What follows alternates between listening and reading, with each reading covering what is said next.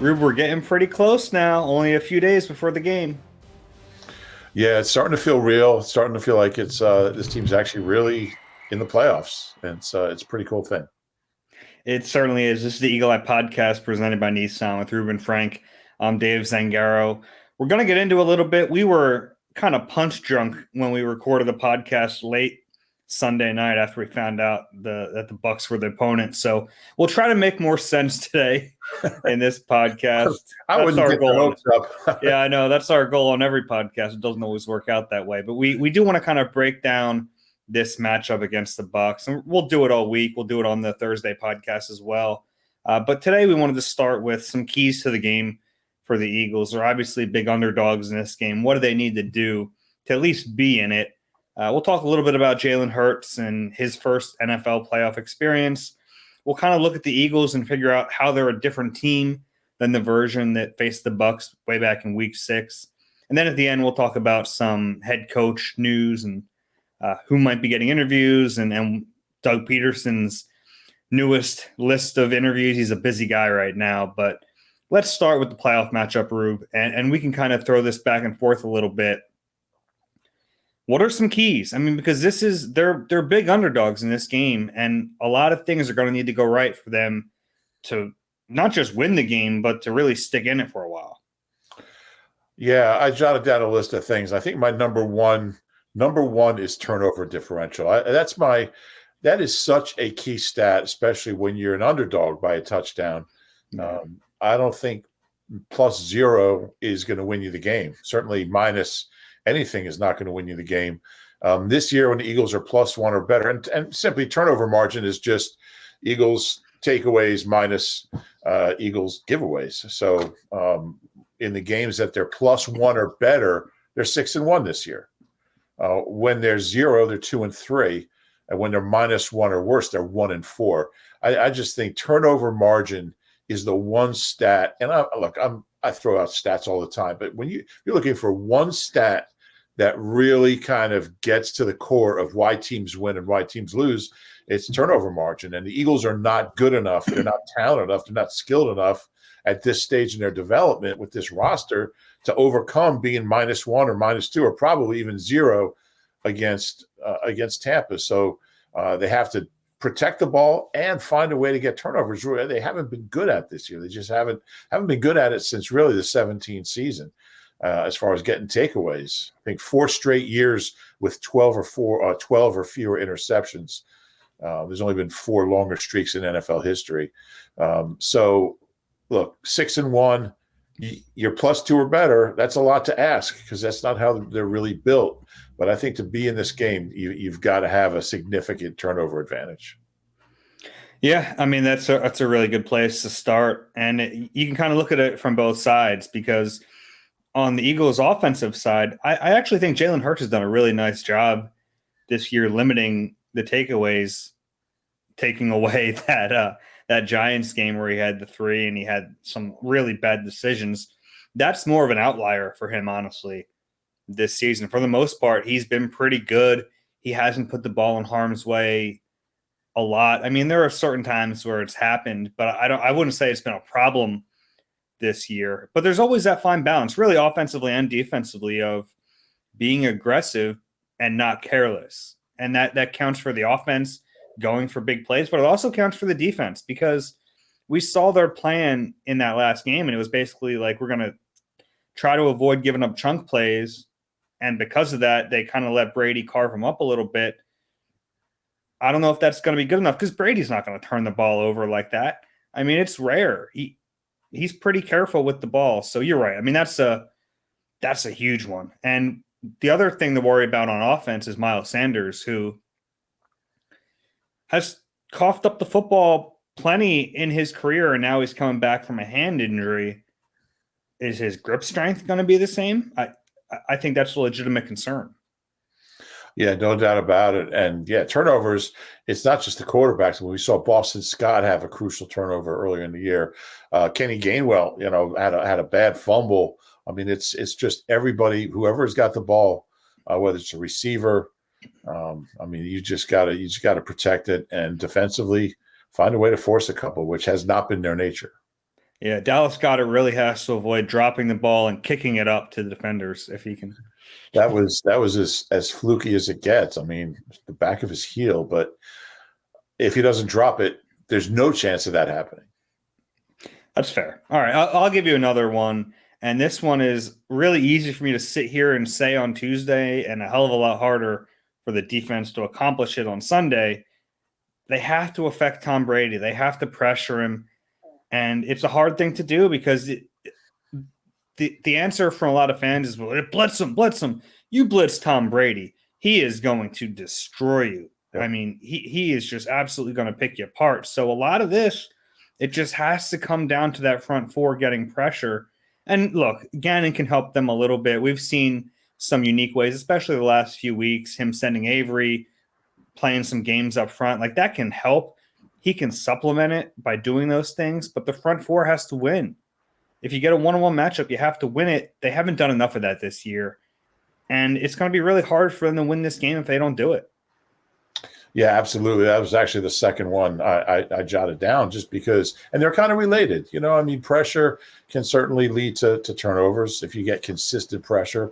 You see the teams that do that are the ones that get a lot of interceptions and the ones that have really good defensive backs as well. But there's no question this team is not pressured consistently. There have been times where, they really look like the D line that we expected. And the thing about blitzing, like they don't have a great blitzer. So it's easy to say blitz all the time. I think Singleton, he can get there once in a while. Singleton and Avery, I mean, Avante from the slot can Avante can get there once in a while. And we've seen TJ Edwards get there here and there, but they don't have, and look, if you blitz Brady and you don't get home, he's going to pick you apart. So, and I know people love screaming about blitzing. You just got to be really careful. I mean, there's a time and a place for it here and there, but this D line was built to carry this defense, and they haven't done it, and they've got to do it. They've got to do it Sunday. Yeah, I mean, it's not an easy task. This is a pretty good O-line, especially at the tackle position. So, it would be really nice for Josh Sweat to have a big game. He's been trending the right way. I think that's fair to say. He's been playing much better. This is the game where, and everyone knows what it's like to play Brady. We think back to the Super Bowl. They didn't pressure him all game, and he torched them, and they finally got to him at the end of it, and it changed the game and helped them win. But it's not like they were all over him in that game. He's a tough guy to get to. Yeah, and he can't move. I mean, he can move a little bit, but he's 44. He can't move. But he's so smart about when to throw it away. He's got no qualms about throwing it away if he has to. He'll do it really early in his progression. If he senses pressure, man, he'll just chuck it. But he just sees the field so well that he doesn't make mistakes. You never see. I mean, he always can sense the pressure, the blind side. I mean, he's really, really good at it. So it's a lot to ask, but I agree. It's imperative that they find a way to make him move his feet, make him uncomfortable, get hands in his face, and get him down when you have a chance. Yeah. How about you? You got another one? Yeah, I'll give you – they need plays in the passing game from someone other than Devontae and Goddard. I think, look, the offense has been pretty good this year, but nobody else has consistently – we've seen Quez show up when he gets the opportunity.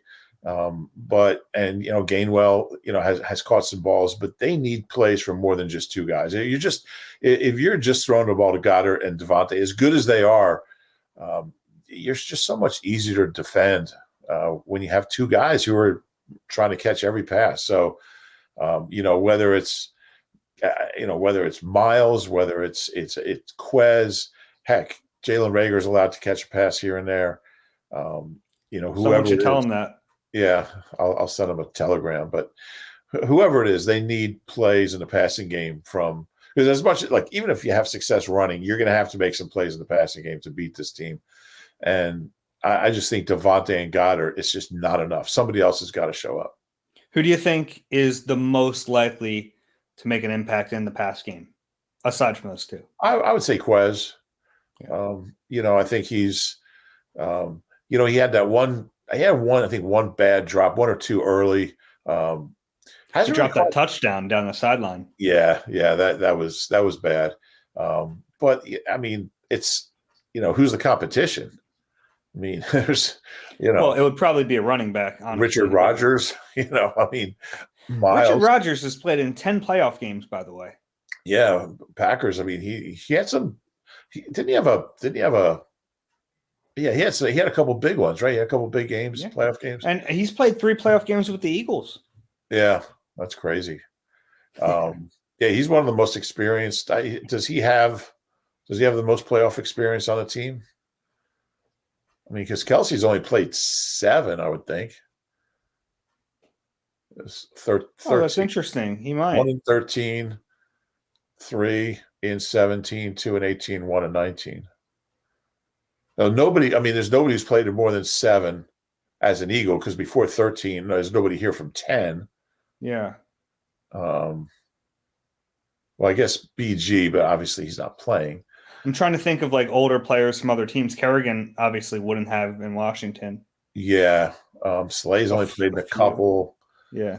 So it could be Richard Rodgers. But in any case, we should probably have these things figured out before we start the podcast, so we're not sitting here saying, what about but I don't know. I feel like this is good listening for people. It is interesting. Listening to us try to figure things out that we should have done well before. I like Richard Rodgers, and he's been on and off the roster. He was in Washington for a while. I think was it last preseason. I mean, he's been cut. He's been on the practice squad. But whenever he gets a chance to catch the ball, he catches the ball, and he's not the blocker that Tyree Jackson is, which is kind of crazy because Tyree Jackson's a quarterback. And they'll miss that. But as far as receiving, and look, I don't know how much Rich will play, but he's capable of catching the ball. But I would say Quez next. I like the fact that they were just starting to throw the ball a little more to the backs late in the season. But I really like Quez, and I tell you what, for a 6th-round pick, catch almost what was it, 560 yards, whatever he finished with. He's probably not an ideal number 2, but I think he'd be a hell of a number 3. And oh yeah, and so if they can hit a deep ball or 2 to him, or just get him involved, I think that would be huge. All right, you want me to give you the next one? Yeah, what do you got? Or the next one on my list. It's a pretty obvious one too, but they can't start slow. Not against this team. You can't play catch up against Tom Brady. That's a losing game. So, it's there's a lot of different things that goes into this, because they haven't just started slow on offense or defense. It's been a team effort for these slow starts. So you really need to make sure that doesn't happen again, because it does so much for you. It puts the Buccaneers in a position where they have to be aggressive on offense, which could lead to some turnovers. And then when the Eagles are on offense, it allows them to run the ball, which is what they've been so good at. If they get down in this game, not that they have to abandon the run immediately, but at a certain point you do, and that's just not their recipe. So if you can start a little faster, or at least not get into a big hole, you can continue to run the ball. You can continue to do the things that have made them successful in the second half of the season. Without that, you're talking about trying to win a shootout against Tom Brady. I don't like those odds. Well, they're 1-0 in shootouts against Tom Brady, but I would agree with you. And it's kind of bewildering because early in the year they were losing games, but they're getting off to good starts, and it all kind of just started suddenly. And I don't think there's a lot of adjusting going on. I think it seems like they're just not mentally ready. I don't. It's hard to understand. I mean, like even the second Washington game, your whole season's on the line. You're off to a slow start. You're not tackling well. It's just not really in it like you should be. So it's been kind of alarming to see. And yeah, you're right. I mean, you can get away with it against most teams. They didn't against the Giants in the first game, but got away with it against the Jets, against Washington, but not going to get away with it, because I mean, when Tom smells blood, man, he will finish you off. And at 10-0, all of a sudden you look up and it's 23-3 or something, and the game's over. So there's no question they can't be down 10 points at the end of the first quarter. Ball game, if that's the case. Yeah. All right, you have another one, and I'll do one more. 2 more. I'll do one more. when the Eagles have won, they haven't committed penalties, and they were really having trouble with penalties early, and they did a lot better. They were number one like halfway through the season. I think they finished ninth most penalties, which is still bad, but second half of the season, they were a lot better. Now, the games they lost or the games they struggled, they did commit a lot of penalties. So I feel like in general, they're not the most disciplined team. DPIs are just seem to be called randomly now. I mean, I don't know what pass interference is anymore. So you kind of look at those with a grain of salt, but it's the pre-snap stuff. When it's 3rd and 4 and you're jumping offside. I mean, those are the ones, the Derek Barnett ones. They just drive you crazy. They seem to have had some holds on the O-line here and there lately. Again, they're not good enough to overcome. They can't go down there and be like 8 penalties for 90 yards. You're not going to win the game. So got to be disciplined, got to be smart, and got to avoid penalties. That's a good one. And that's also something I don't think we've probably talked about enough this year is them overcoming how bad they were in that area. I mean, they were losing games because of it. Yeah. Or at least they were really putting themselves in a hole because of it a lot early in the season. I give them credit for cleaning it up as much as they have. Yeah, I would agree with that. All right, so I'll give you one more, and then we'll move on. Yeah. I'll kind of give you a more specific one. Tight ends. Tight ends have killed them this year. I think they've given up 12 touchdowns to that position group over the course of the season. Fortunately, Tampa doesn't have any tight ends.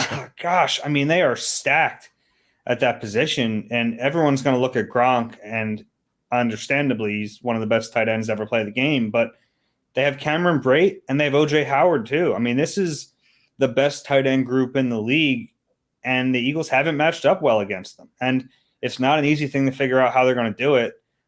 Their one weak spot, as well as the linebackers have played, and they've played over expectations. They're not great in coverage. You're gonna have to bracket these guys at times. It's a tough task.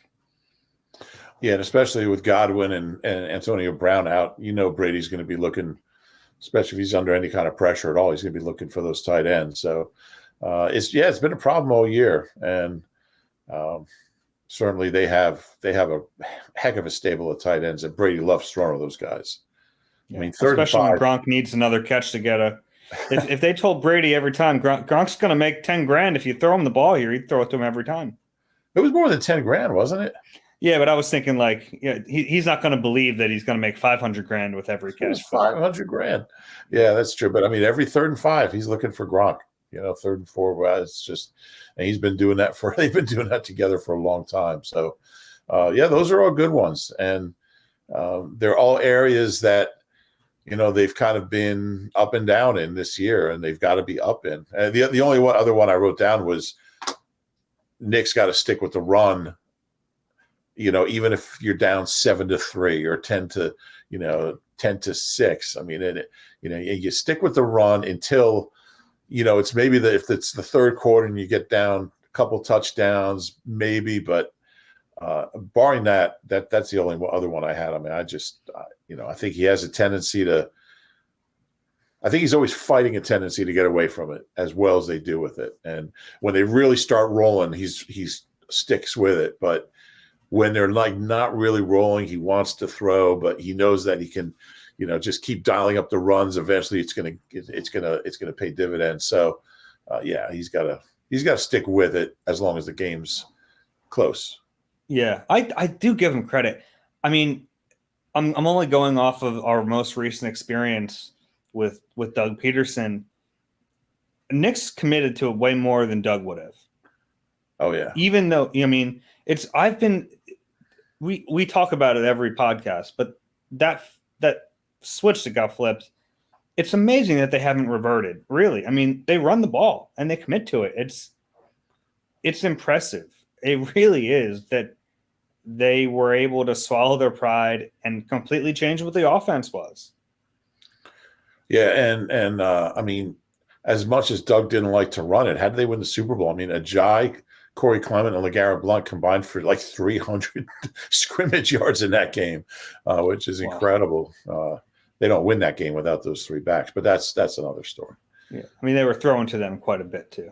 And to Corey, not to the other 2. Yeah. Well, I But I mean, mean, quite a bit though. yeah, I think he had four for 100. But I mean, LeGarrette had like LeGarrette was like 8 for 91, and Ajayi had like 79. I mean, and Corey had like 30 yards. I think Wendell had one.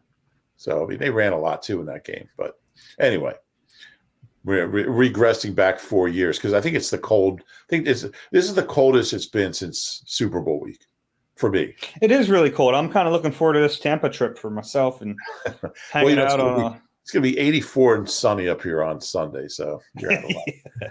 All right. But The yeah, next thing we wanted to talk about was Jalen Hurts because when he steps foot on the field Sunday, it's going to be the youngest quarterback to lead the Eagles into the playoffs in franchise history.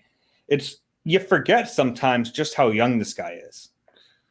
23, and I looked up. I mean, just how rare it is for a quarterback. See a lot of first round quarterbacks, 23, who play in the playoffs.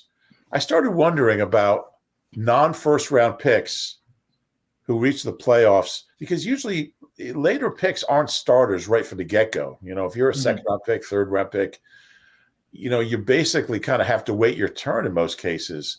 And he did for part of his rookie year, but he's only the fourth quarterback in I believe it's the last 35 years to start a playoff game at the age of 23 who wasn't drafted in the first round. And one of the others was Dak, and then Sean King, who actually played against the Eagles when he was 23 in 2000 for Tampa. And before that, you have to go back to like the mid 80s. It's really rare. So he's doing something that really hasn't been done. The youngest quarterback drafted in any round by the Eagles to start a playoff game or play in a playoff game. But I don't even think of him. You tell me what you think, Dave. I don't think of him as. I mean, his maturity is so far above his age number. He's just one of those guys who, he's so. He's almost like an old man in his wisdom, like the old guy at the barbershop or something. He's so wise. He's got all the sayings. He's so calm. He doesn't act like a 23-year-old, I guess is what I'm saying. And I think that's going to serve him well on Sunday and, in any big games that he ever plays. I mean, he's played in 2 national championship games. One as an 18-year-old. They lost to Clemson at Raymond James Stadium, by the way. So he's played in big games in that building. And he obviously got benched in the other one, but he played in, bowl games and championship games and huge crowds and bright lights. So that part of it doesn't really worry me. I just think he's so even keel, like more than anyone I've ever seen. Everybody says even keel, but he lives it. I mean, it's a way of life for him that I just don't think the moment's going to be too big for him. Yeah, he's an old soul. That's the common expression used for him. And it does fit him. I think he's young in his game in a way. Like, that's the only young thing about him, if you want to call it that. He's still maturing as an actual football player and as a quarterback. Well, really, he's maturing as a quarterback. I think he's beyond that just as a football player. But you're right. In terms of the bright lights, I don't think that's going to get to him. If it did I'd be really shocked. And I think that's something coaches always kind of wonder about their young players because it is different. I mean, when you have a lot on the line, the pressure can get to you. There's especially as a quarterback, it's really all on your shoulders, and a lot of guys feel that pressure. 29-year-old quarterback too. Yeah, it certainly can. That pressure can overwhelm you a little bit. And you're right. I don't think it's going to happen with him. And I do think the college experience helps. I don't think it's everything. Yeah. Like, I don't think that just because a player plays a lot of big games in college, it automatically means they'll be able to handle the pressure in the NFL. But in his case, it kind of checks the boxes. I mean, he's played in 7 college football playoff games. He's played in 3 conference championships. I mean, you're right. It's big games, biggest stages. And I think that helps. I really do. And you're right. He's just so cold-blooded about everything. Nothing seems to rile him up. You're right. It's not my biggest fear in this game. There's a lot of things to worry about in this game To me, that's not one of them. Yeah, and I think with most young quarterbacks, it is something you're concerned about. Mm-hmm. And I think that's why there's probably a bigger differential with Jalen between like his stats and his value to the team than any other player I've ever seen. I mean, Yeah, he's or his like readiness to be in yeah, a moment. Like, yeah, all that stuff. Yeah, I mean, because we talk about intangibles all the time, and his are so off the charts that it's almost like it overcomes some of the deficiencies in his game, which he'll be the first to admit are still there. He's a young quarterback, so I'm really eager to see how he responds, how he plays. That's a really good defense. He's going to be under pressure. It's going to be a loud, hostile crowd. I can't wait to see how he responds. Yeah, and I've already seen enough from him this year to think he's their quarterback next year because, let's be honest, there aren't really other options, and he's played well. He deserves that chance, but and I think the team's probably there too or close to it, but he can Sure. solidify that with a good game. I'm not even saying a win. He goes Yeah. out there and plays fairly well and shows that he is in command and has poise and does enough good things to at least give them a chance to win this game. Slam dunk, right? Yeah, I mean, I think I agree. I think the decision's already been made. Now, if he goes out there and he's awful, if he plays like he did against the Giants, then it makes you wonder. But I think that's actually an interesting question because how do you view this game? Is this like a bonus game, or do you have to like read into it for him? Because he's played like those 3 wins they needed to win to get into the playoffs. He played well. He was hampered by an injury. He gets in already. It's like, is he setting himself up for failure? It's like if in college, if you had a class where the final was optional, you could improve your grade, but you couldn't hurt your grade. Is that what you're asking, right? Yeah. Yeah. That's really interesting. I think you kind of look at the whole thing, but I mean, certainly he could have performed the exact same way and they don't make the playoffs if other things had happened. So I would agree. I would look at it that way. I don't think he can really hurt his stock a whole lot because he got here. You consider the opponent and the task and just who he has around him as far as weapons and receivers. It would be hard for me if he does not play well to really hold it against him. I guess, but it would make it a little more intriguing in the offseason, a little more intriguing. You don't want to go into the offseason on a down like that, but yeah. I think we're playing with house money right now. I really do.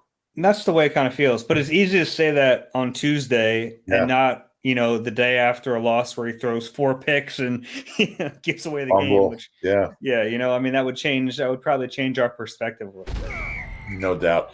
Hey, score big with the AAA Eagles MVP membership, along with the superb roadside assistance and discounts you've come to expect from AAA. Get exclusive Eagles-related perks.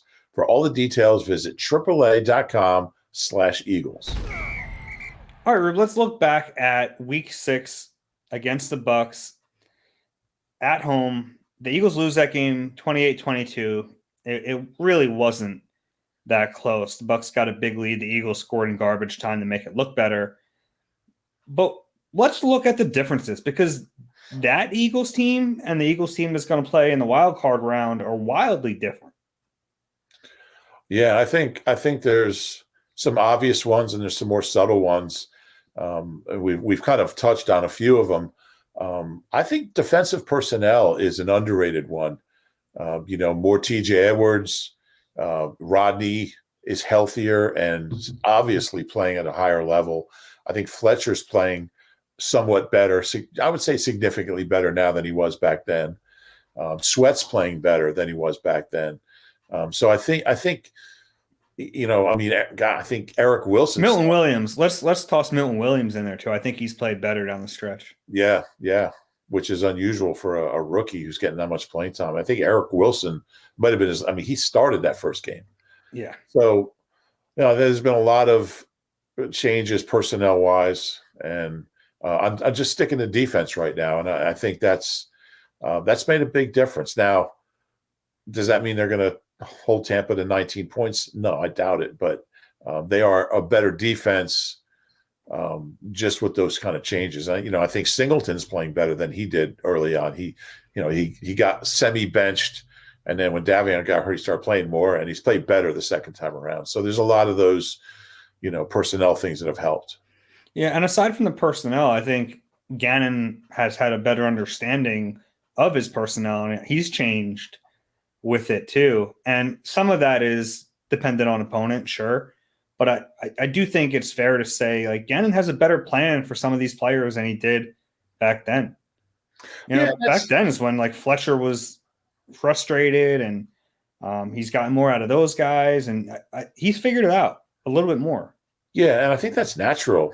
I think that's any new coach. It's gonna take time to figure out exactly what you have and the best way to use them. So, I don't think that's an unusual thing. But he certainly has a better sense of what he has and what packages guys fit in, and he's using 3 safeties, all that kind of stuff. Has made them a better team.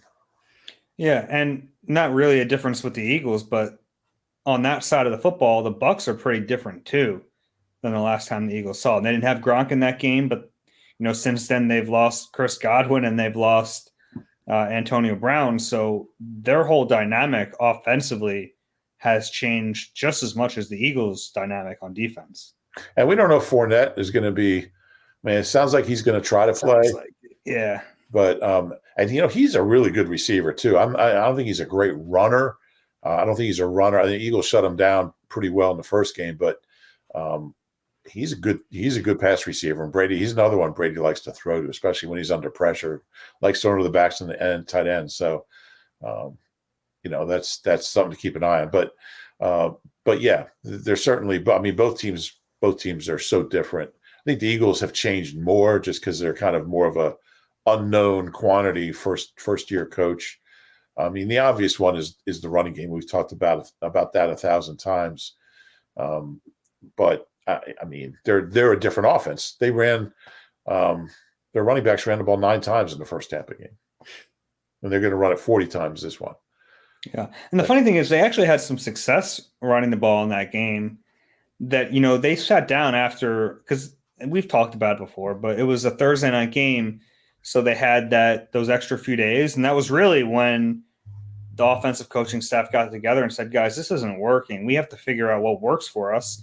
And I wonder if they didn't look at some of the success Miles had against Tampa Bay and say, well, why don't we do this more? He was pretty good, and we're trying to outthrow Tom Brady. Like, that doesn't make any sense.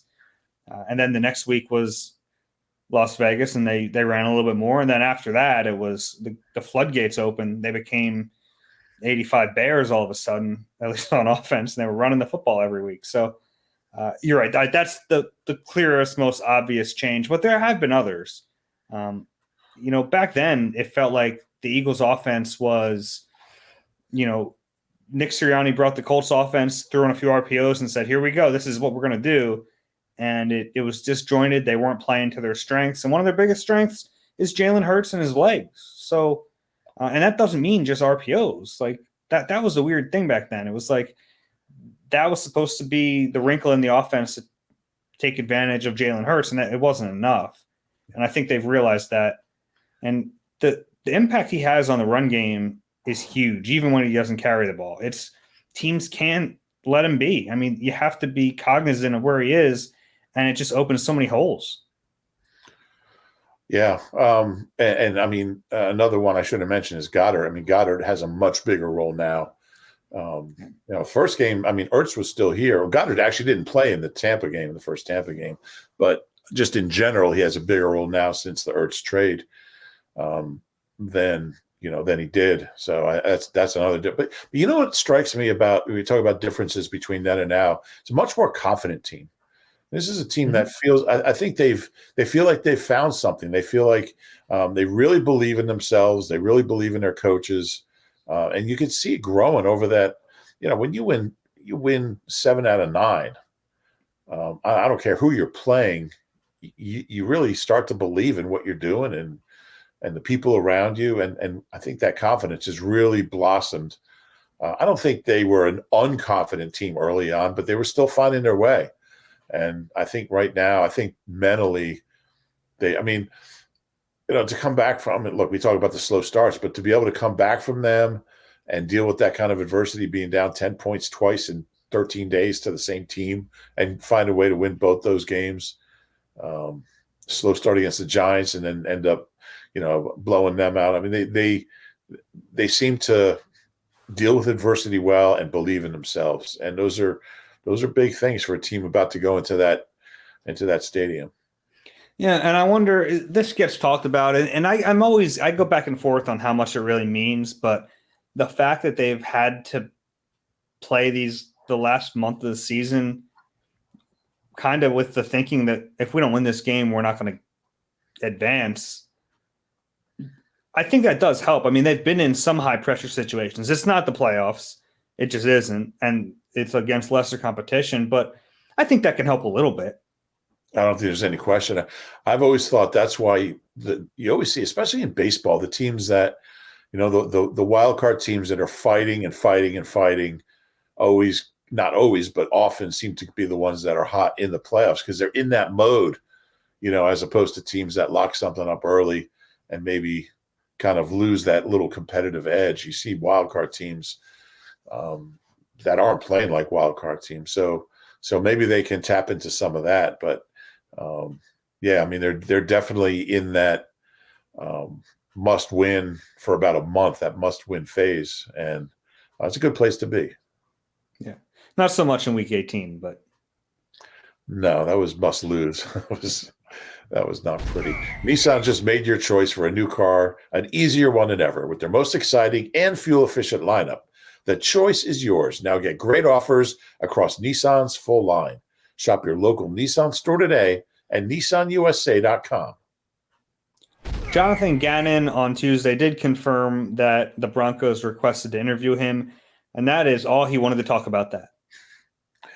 Yeah, he's and I understand it. I mean, not only is, he talks about being focused on, the moment and all that. You also don't want to come across to your players as being, I'm sure it means a lot to him that a team's interested in interviewing him for a head coaching job, but you can't let on at all that you care right now because your priority is getting your team ready. And if they see you devoting any time or energy to a Broncos interview, the game is over. You've lost because you've lost them. They've got to know that, they are your biggest priority. And I think Jonathan believes that, and I think he's good at that. So he commented everything. He confirmed that they reached out. He said he would at the appropriate time talk to Nick and Howie about how to proceed. But I think I wanted to be like, this is the appropriate time. They asked to interview you. No, you're right. I get it. Always bugs me in the college game to see coaches leave their team before the season's over. That bugs the hell out of me. That's one of my biggest pet peeves. It's one thing for a player to not play in a bowl game, thinking about their future. They're not getting paid yet, but I always hate that coaches leave. It bugs the heck out of me. I remember having the conversation with Bob Lamont about Bob Lamont, super agent for coaches. Yeah, Bob Lamont represents all the Andy Reid tree coaches, as far as I know. I mean, he and some other head coaches too. I've got this shaft of light on me now, so I'm going to try to avoid it. Let's see where I can go. A shaft of light. Just gonna have to deal with it. But he said, with a lot of guys, the year that they really get their opportunities is the year that their team's not that good, because then they can start interviewing right after the regular season. And you do see that sometimes, but heck, now the new rule is the teams that have vacancies can start interviewing before the end of the regular season. Isn't that crazy? Yeah.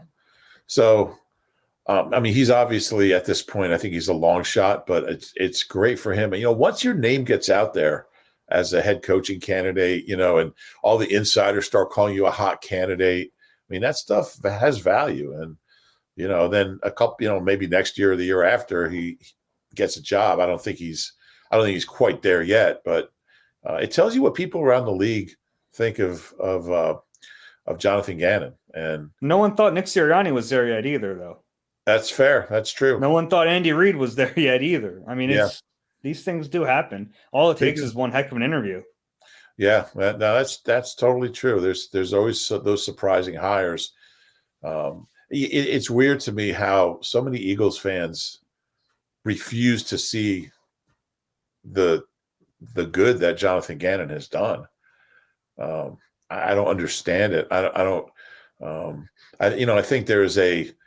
I don't know. I don't get it. I mean, I don't know what people expected in the first year with one elite player. Yeah, they got one elite. Hargrave had a good first half, but they got one elite player on defense in Slay. I'm not sure. I'm not sure I would call Fletcher an elite player right now. So there's not a world of talent here, and this team ended up as the number 10 defense in the league, even with the Dallas game. As far as yards per game, they were a little lower in points per game, but I'm not sure what people expected. They think it'd be a top 5 defense, win 12 games.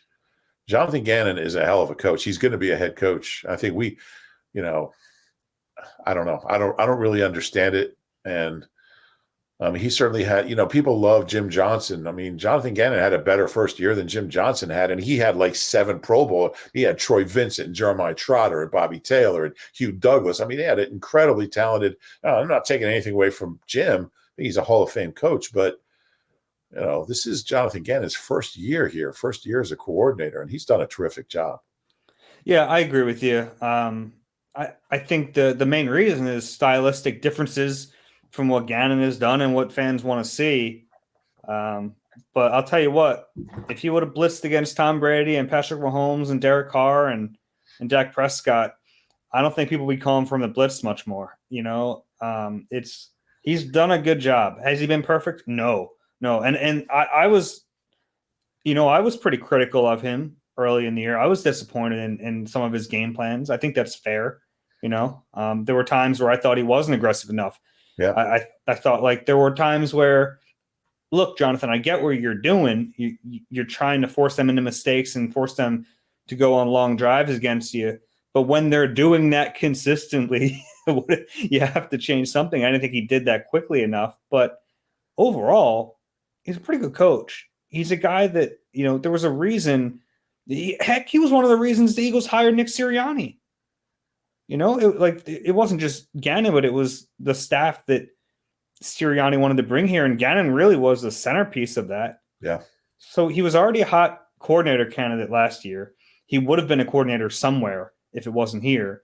And now a team wants to interview him for the head coaching job. It's like, well, maybe read the tea leaves here. He's pretty good. A team doesn't ask to interview bad coaches. So that doesn't mean that the Eagles couldn't upgrade. It's always theoretically possible they could upgrade and trip their way into a really good coordinator, but they have one now. Yeah, I agree. I don't think he's going to get a Denver job, but I think one day he'll be a head coach. Yeah, I do too. It's still kind of an uphill battle for defensive coaches, and honestly, it should be. I wouldn't hire one unless they were clearly the best candidate. But Denver did the last time, and they have a few defensive coaches on their list right now. They have a lot of coaches on their list right now. One of them is Doug Pederson, who can interview. He's pretty free. He can interview whenever he wants. He's already interviewed for the Jaguars job. I believe he's tomorrow to interview for the Bears job. Tomorrow, yeah. Is it tomorrow? Okay. That'd be Wednesday then? Yeah. Okay. Or it might have been today. Yeah. Today or tomorrow. All right. And then the Broncos and Vikings also on his schedule. So 4 job interviews for Doug Pederson. It looks like he's going to get one of these jobs, right? I think so. And I think he deserves one. He's a good coach. And, as bad as things got here, that happens sometimes. And it doesn't mean he's a bad coach. And it doesn't mean Jeff Lurie's a bad owner. It just means it was such a complicated dynamic with the previous quarterback and Doug and COVID going around. And it just turned bad. It just went bad. The whole Hurts, everything. It was just a bad situation. It was the right thing to do to move on for him and for the team.